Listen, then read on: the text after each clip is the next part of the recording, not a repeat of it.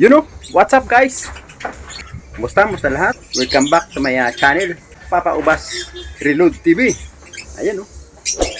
Andito tayo sa ating every. Ang ginawa natin guys, naglinis tayo. Ito, linis. Pati yung kanilang mga pupo, nilinis natin. Ito mga nalinis oh. Tapos binigyan natin sila ng kaninang maga, binigyan ko sila ng malunggay. Tapos, nung namalengke ako, binigyan ako ng aking suki ng mga pechay at kangkong. Binigay ko sa kanila. Yung kangkong binigay ko sa kakate kasi gusto ng kakabili yung kangkong. Yan. Yan. Tapos, meron tayong biniling guys, mga ceramic. Yung mga ganito ceramic ng lagayan ng tubig. Kasi guys, marami akong ganito oh. Ayan oh. Marami akong mga anuhan ng tubig. Ang problema guys, pagka tumagal na isang linggo, nilulumot. Papalitan natin ng ceramic. Saka mas maganda sa ceramic, hindi siya nilulumot guys. Doon sa mga every, ceramic ang gamitin yung lagayan ng tubig. Dahil napakaganda gamitin guys sa sa mga ibon. Hindi siya marumi. Pagka ginano mo ng kamay mo, tanggal na yung dumi. Sumasabay na naman sila. May nagsasalita kasi. Kanina naglilinis ako, hindi sila maingay. Tapos, yun, yung mga bago nating mga pairing, ayan o, puro ano na yan guys, puro mga plastic ganyan. Yan, total maglalagay tayo ng tubig ngayon guys. I-dispatch na natin ngayon yan, lahat ng plastic. Kasi yung ceramic guys, nakakaligo sila ron. So yung umaga, pag naglagay ka ng tubig, nakakaligo sila. So, ano pa yung natin nyo guys? Tara, balik na natin guys. Let's go!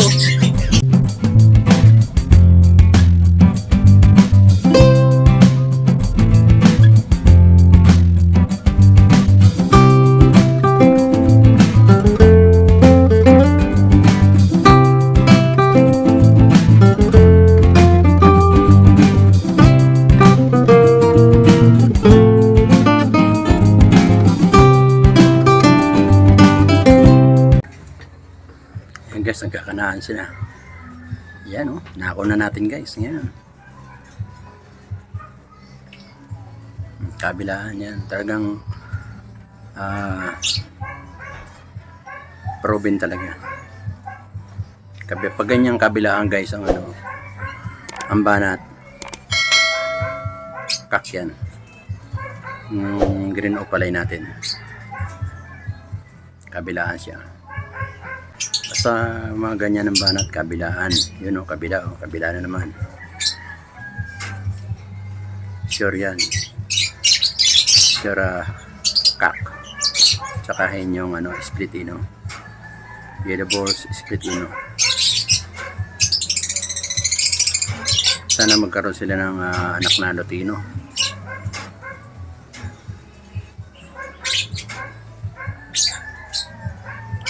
Natsambahan natin guys. Bali yung mga katabi nila hindi natin nakukuhaan lagi. Ito, natsambahan natin yung katabi. Yung isa.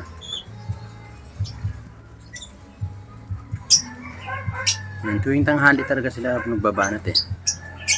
Pagpalit ko ng tubig.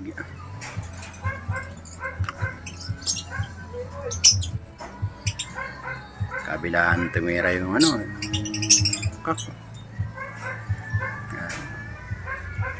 unang clutch nila guys yan, unang clutch. Kung sakasakaling yan pala sila magkakaroon ng itlog.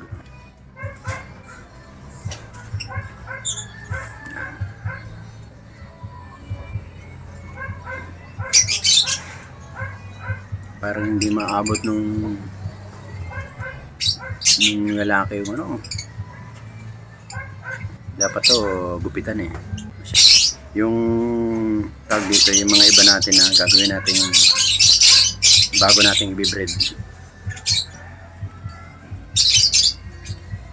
Gugupitan natin yung kanilang puwit para wala sakaling magkaroon ng kananang ganyan, hindi siya nahihirapan. Ito hindi natin nagupitan to kaya medyo hirap yung lalaki.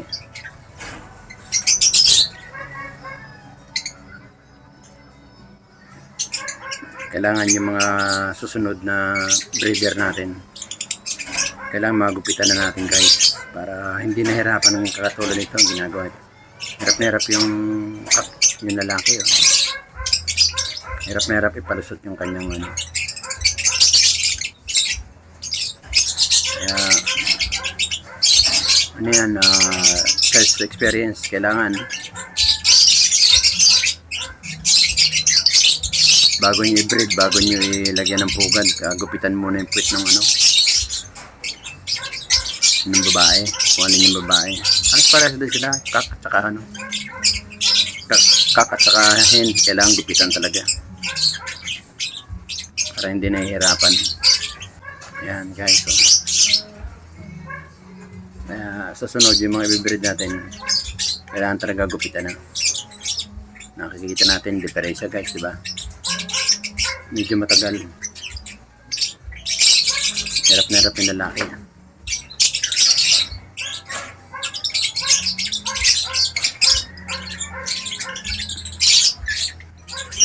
Bali yung nakaraan linggo, yung nagkaganyan, yung katabi nila. Ganyan din, araw ng linggo yun. Nakaraan pang linggo, mga 2 weeks na. May itlog na sila guys, 5. Ang bilis. 5 itlog kaagad. Yung katabi nila yan, yung katabi niyan, yung nagkakanaan na yan, yung katabi. 5 itlog kaagad. Yung 1 linggo lang yan, nagkanaan. Ngayon ito, kakanaan ngayon, bago. Titingnan natin yan sa loob na 1 linggo pagka mga itlog. Hindi natin gugupitan, pero pag hindi pa sila ng itlog sa 1 linggo, kailangan tabasan na. Dito pinakikita lang natin kung paano sila magbuo. Kanina dito sila sa may tabi, andun na sila sulok, eh. Dapat talaga magupitan, matagal eh. Gumitan yung balahibo, talagang ginugupitan talaga yan guys. Yung sa may parting puweta ng babae, gugupitan dapat talaga ng balahibo. Kasi kung makapal, hindi makapasok yung ano ng babae, ano ng lalaki, yung similya.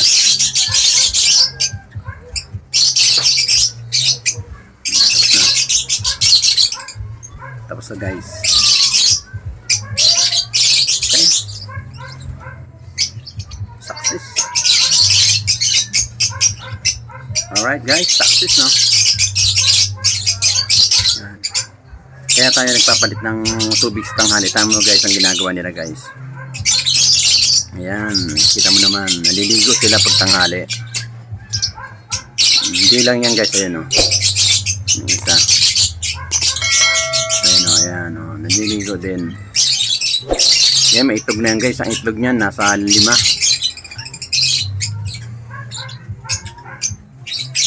Yan, kaya kailangan talaga bago magtanghali magpalit na ng tubig. Kasi naliligo sila guys, ayan o.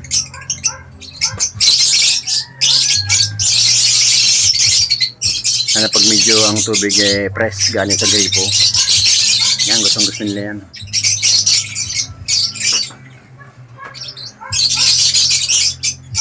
Maliligo sila na maliligo.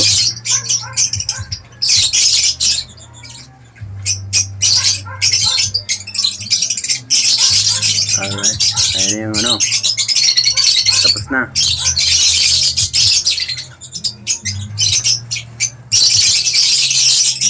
Tapos na, siyo pala yun, no? Partner niya nandun.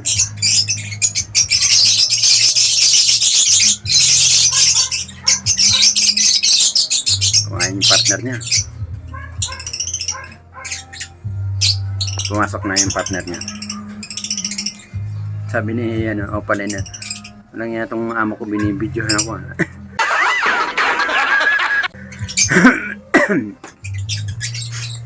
So guys, ito ang binili ko, ceramic. Ayan. Medyo malaki na guys ang binili ko. Ayan o.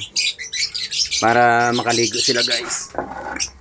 Bali, papalitan natin 1, 2, papalitan natin 1, dalawa, tatlo, apat, lima, anim, pito, walo, guys.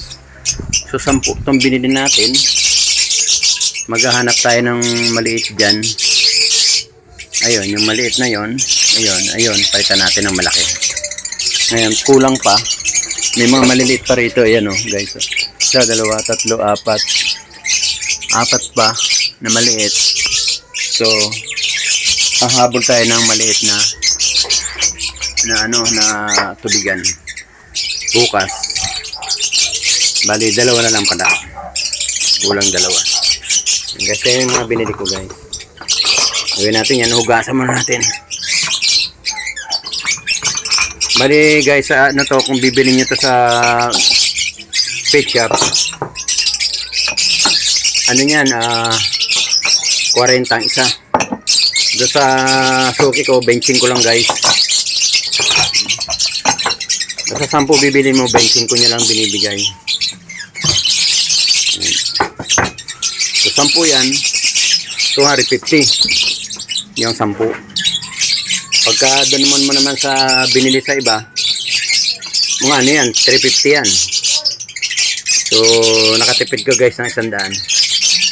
Tapos guys, good news na naman. Dalawa sunod tayo good news. Si Wild Perso guys, yung ating Wild Personata. Congrats, may itlog na guys. Sandali lang tayo nagantay. Kailan natin sila binili? Wala pa 1 buwan. May itlog na guys. Huwag na natin istobuhin dahil tayo marami na tayong experience. Ayon sa ating experience, kailangan huwag na natin silang gambalain. Bali may itlog na. Dalawa na guys yung itlog niya. Hindi ko na tiningnan. Kanina, gulat ako kanina pagbukas ko kanina umaga. Kasi bigay ako ng tawag dito na malunggay. Parang may nagbubulong sa akin na buksan mo yung ko kasi meron na akong regalo sa iyo. Yun siguro sinabi niya sa akin. Napilitan akong buksan yung kanyang pugad. Yun. Ako dalawa guys. Tapos to yung pinag-alisan natin ang inakay, yung namatay yung mga inakay guys. Sad nga lang talaga namatay, wala tayong magawa. Ayaw kumain guys eh. Pati yung ibinigay natin dun sa kapitbahay natin, namatay din. Ngayon, awa ng Diyos, may itlog na naman sila, dalawa. So, gawa siguro ng talaga yun guys, yung paglipat ko ng Everay talaga. Naapektuhan yung kanilang parang tinamad yata sila, tinamad din ang pakainin yung mga anak nila. Tapos yung mga itlog, hindi, iba. Kaya konti lang nabuhay, 5 lang nabuhay na inakay. Sa 17, 5 lang nabuhay. 17 ang itlog, 5 lang nabuhay. Gawa ng paglipat ko kailangan talaga ilipat sila kasi magagawa dahil dumadami na sila sa baba, mahingi na sila sa blood ng kwarto, saka hindi sila nakakasagap ng hangin ng sariwa ron, kaya napilitan natin sila i-move dito sa ibabaw. Okay naman, nakabawi ngayon ang egg natin nasa 24 na guys, yung egg natin 24 na, kaya sana, hopefully may awa si Lord, bigyan tayo ng pagkakataong mabuhay sana lahat. Gabayan sila ng mga kaberde natin. Sana magperte lahat. Hindi pa natin sila ipipertel 15 days pala. Saka natin sila iispatan ng flashlight kung pertel o ano hindi. Bumili na rin ako ng fertility pellet. Yun ang nilalagay ko sa pagkain nila. Kaya siguro lahat sila masigla. Nalakas nila kumain ng pechay guys. Alternate na pagkain ng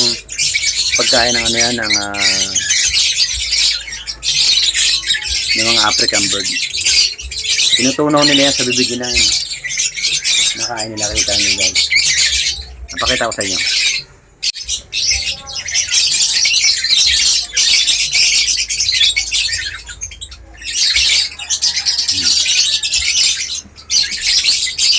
Ayan guys, si Perso. After kumain ng pechay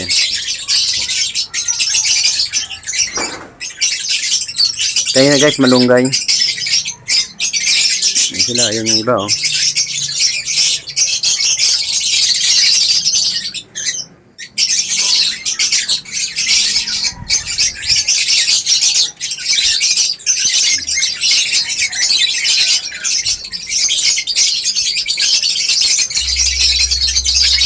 Ganyan sila kumain ng mga pechay, guys. Ayan. Ayan pa, oh. Perto. Perto natin, lakas kumain ng pechay. Si yellow balls, oh. Yellow balls. Yan, yellow balls, opaline. Kumain, oh. Yan. Kaya pala si, ano, si Personata, may malakas ang bukol dun sa puwet. Pala may itlog na pala. Kala ko ano yun na andun sa puwet. Kaya ako inaabangan ng isang araw. Baka ako hindi niya kayang ilabas. Aka ko itutulungan ko. Eh, nailabas niya. Salamat naman. Nailabas niya yung itlog, hindi siya nahirapan. Dalawa agad, guys, eh. Siguro kagabi yung isa at kaninang umaga yung isa. Dahil kahapon sinilip siya, wala pa eh.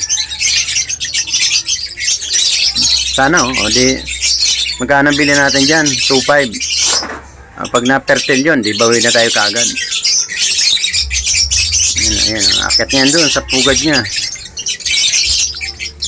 Mag-i-stack siya kasi maglilimlim siya, guys, eh. Ganyan ang gawa niyan. Panay yung stack ng pagkain doon sa loob. Malabas pa yan, guys. Ito guys, good news, oh. May itlog na rin, dalawa, oh. Yan sila, oh.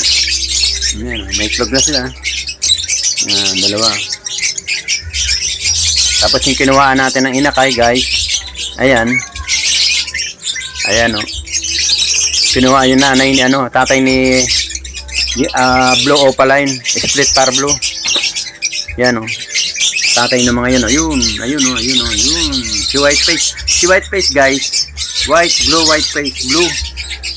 O pala, ayun na, marunong na guys, ano eh. Nakita niya ng kapatid niya, magkapatid yan, guys.